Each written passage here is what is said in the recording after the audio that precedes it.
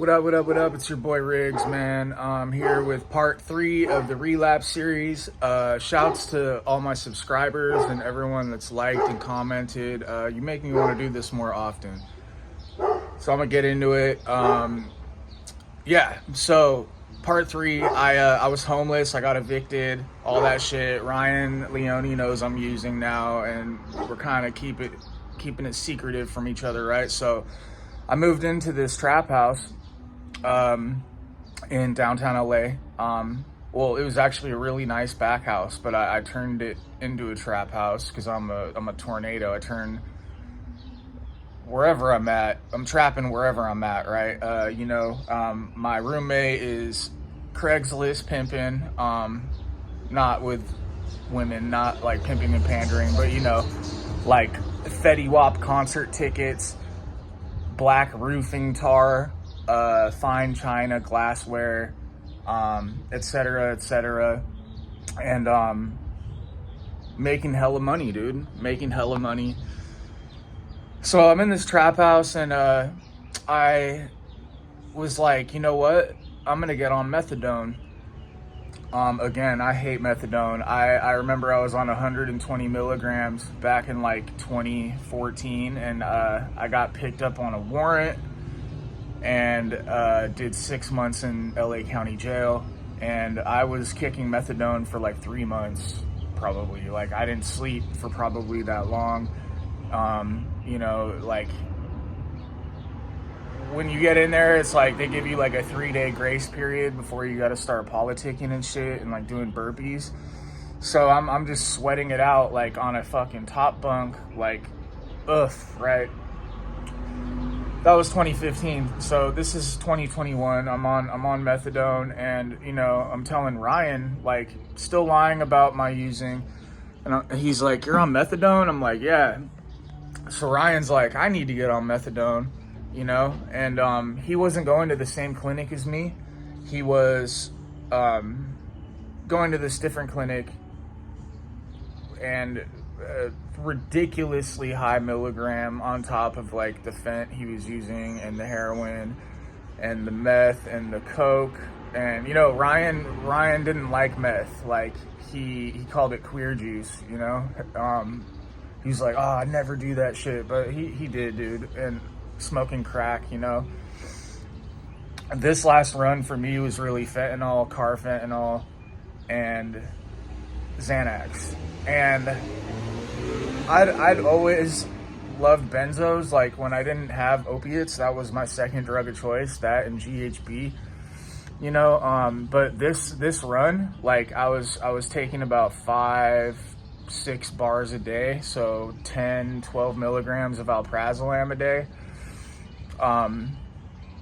Just like obsessive compulsively just popping them first thing in the morning, like when I didn't even need them, so slowly my body's like building it up in my system. Like, damn, okay, we in the hood, and I love hood ratchets, man. I love models too, like 10s, but I will with a 4 ratchet if she's from the hood, especially if she's Latina.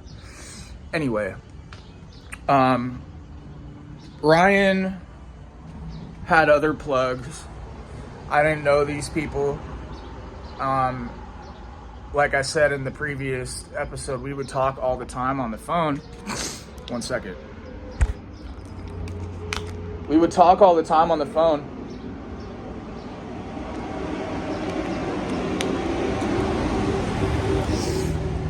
He'd call me and just vent to me, and we'd talk for like hours on the phone. That's just how he was. He wasn't like a texter. I'm more of a texter, like audio message type of cat. So I didn't know like the people he was hanging out with like his last year. Like, as I said before, I rarely saw him in person, but I'm trapping out this house. I got this full stain with me, and he's like not at my crib, wherever else, he's doing like 3D printing for the I got into a bunch of bad shit, and like, I'm like probably a lot of you that have been incarcerated, like Ryan as well. Like, we were victims of the judicial system. and we don't belong there. Like, addicts do not belong incarcerated. They belong in treatment and in 12-step programs. But I just chased wherever the drugs were, you know, and that got me in a lot of trouble, man. So I'm trapping out this shit. I'm hanging out with Rick James' son, you know. He did some snake shit. I pulled a strap out on him. I was gonna smoke him, but you know, I gave him a pass. All this fell apart, man. Like, what a terrible time of my life, you know. So this is like mid 2021.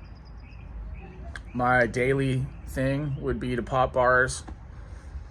I'd slam about, you know, like a 0.3 of some regular fent, and then I would dab this car fentanyl, and the stuff I had at the time, it was green and like a frozen Abba Zaba. Like, you'd have to cut it with a saw blade, and like, I remember I was the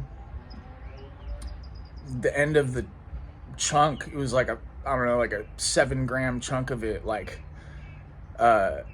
you know, if you light like a plastic bag on fire and it drips, you know, like it's like a flame ball that drips, like this car fent. My homie's driving, right, and I'm hitting the dab rig. Like, I would get a bong, right, like a weed bong, and I'd put a bubbler attachment in it, and then I'd get a ceramic nail, right, and put that in the bubbler, heat it with a torch, and just dab, right? And so this car fent melted, and like a flame ball, right, like burned through my basketball shorts, made a huge ass scar on my leg, dude. And I remember that day specifically because so the next day, my plug wasn't answering, and like, my friend would order the car fent off the dark web, right? Like, most potent shit I've ever smoked in my life.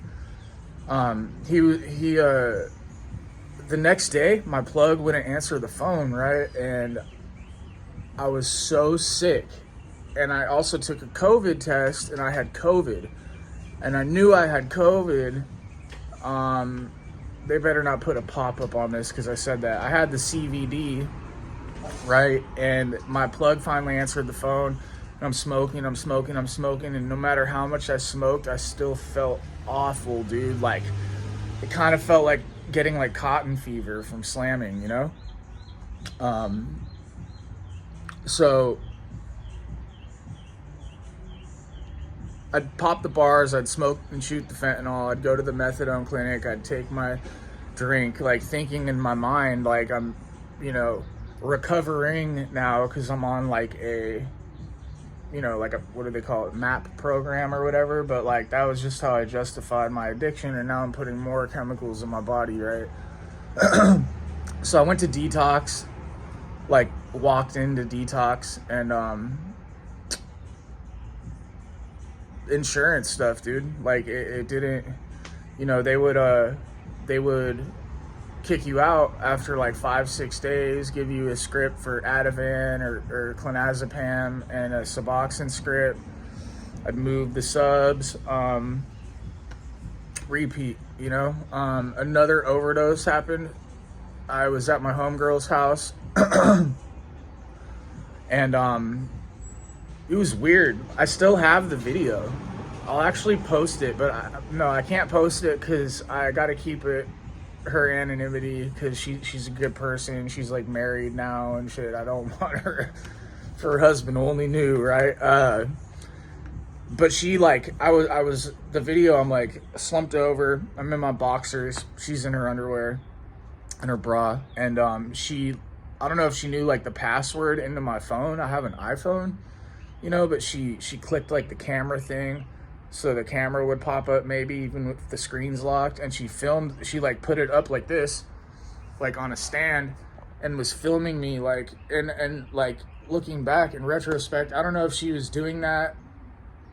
I swear she drugged me, dude, with GHB, because I only did a little bit. I was not that fucked up. I was not on benzos.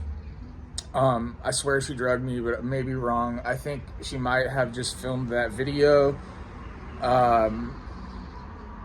so I'd see it later and be like, oh shit, like I need to stop. But dude, like no judge, no like cry from a family member, like no shady situation was ever enough for me to want to get clean. In fact, when I'd get locked up, when I would OD, like you're interrupting my using.